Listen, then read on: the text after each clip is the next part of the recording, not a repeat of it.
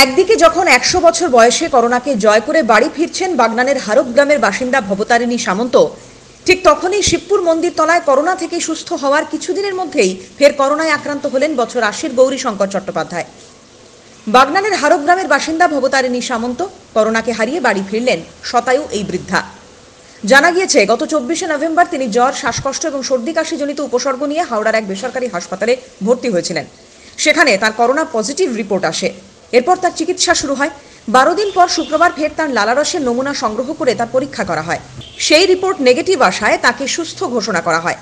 এই রোগীকে সুস্থ করার চ্যালেঞ্জ নিয়ে জয়ী হওয়ায় খুশি চিকিৎসকরাও। আর মারণ রোগের হাত থেকে মুক্তি পাওয়ায় খুশি ভবতারিণী সামন্ত। কেমন লাগছে? তো কেমন আছো? ভালো আছি, ভালো আছি, ভালো থাকো, ভালো থাকো, ভালো থাকো, ভালো থাকো। বাড়িতে গিয়ে কি করবেন? নাতিদের সাথে খেলবেন? ভালো থাকো, ছেলেগুলো বাড়িতে গিয়ে কি করবেন? বাড়িতে গিয়ে কি করবে জিজ্ঞেস করছে। বাড়িতে বসে থাকো। ডাক্তাররা কেমন ছিলেন? ডাক্তারবাবুরা কেমন চিকিৎসা করেছে?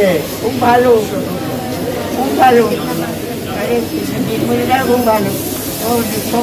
একদিকে যখন শতায়ু বৃদ্ধার করোনা জয় খুশির হাওয়া, ঠিক তখনই সুস্থ হওয়ার ২-৩ দিনের মধ্যে শিবপুর মন্দিরতলার বাসিন্দা বছর ৮০ শঙ্কর চট্টোপাধ্যায়ের ফের করোনায় আক্রান্ত হওয়ায় উদ্বিগ্ন চিকিৎসক মহল। দ্বিতীয়বার করোনা আক্রান্ত হয়ে বেসরকারি হাসপাতালে আইসিইউতে মৃত্যুর সঙ্গে পাঞ্জা লড়ছেন তিনি। আর এতেই কপালে চিন্তার ভাঁজ চিকিৎসকদের। জানা গিয়েছে বছর ৮০ গৌরীশঙ্কর চট্টোপাধ্যায় সম্প্রতি করোনায় আক্রান্ত হন। গত ৩১শে অক্টোবর তাঁর লালারসের নমুনা পরীক্ষা করা হলে জানা যায় তিনি করোনা পজিটিভ। গত ২রা নভেম্বর তাকে ভর্তি করা হয় ফুলেশ্বরের এক বেসরকারি হাসপাতালে। সেখানে তিনি আইসিইউতে ভর্তি ছিলেন। গত ২২শে নভেম্বর তাঁর লালারসের নমুনা পরীক্ষা করা হলে কোভিড নেগেটিভ রিপোর্ট আসে। এরপর গত ২৬শে নভেম্বর তাকে হাসপাতাল থেকে ছাড়া হয় এবং এক বেসরকারি নন কোভিড হাসপাতালে ভর্তি করা হয়। ২৭ তারিখ সেখানে ফের তাঁর লালারসের নমুনা পরীক্ষা করা হয়। ২৮শে নভেম্বর রিপোর্ট হাতে এলে জানা যায় ফের তিনি কোভিড পজিটিভ। এরপর তার পরিবারের লোকজন তাকে ফের আগের বেসরকারি হাসপাতালে ভর্তি করেন। বর্তমানে ওই হাসপাতালেরই আইসিইউতে চিকিৎসাধীন তিনি। চিকিৎসকরা জানাচ্ছেন কোভিড নিউমোনিয়ায় আক্রান্ত তিনি। কোভিড থেকে সুস্থ হওয়ার পর মাত্র কয়েকদিনের ব্যবধানে ফের আক্রান্ত হওয়ায় হতবাক তার পরিবারের সদস্যরা। আমার বাবা শ্রী গৌরীশঙ্কর চ্যাটার্জি গত ২রা নভেম্বর কোভিড আক্রান্ত হয়ে সঞ্জীবনী হসপিটালে ভর্তি হন। পরবর্তীকালে চিকিৎসার মাধ্যমে উনি ২৬ তারিখ ওখান থেকে কোভিড ফ্রি হয়ে রিলিজ করা হয় ওনাকে। কিন্তু উনি আইসিইউ পেশেন্ট হিসেবেই ছিলেন। ওনাকে নিয়ে এসে নারায়ণা হসপিটালে অ্যাডমিট করা হয় নন কোভিড পেশেন্ট হিসেবে। কিন্তু ঘটনাচক্রে ২৬ তারিখ ভর্তি হন উনি, ২৭ তারিখ ওনার আরো একবার সোয়াব টেস্ট হয় এবং ২৮ তারিখ সকালে খবর আসে উনি কোভিড পজিটিভ, ভাইরাল লোড অনেকটা বেশি।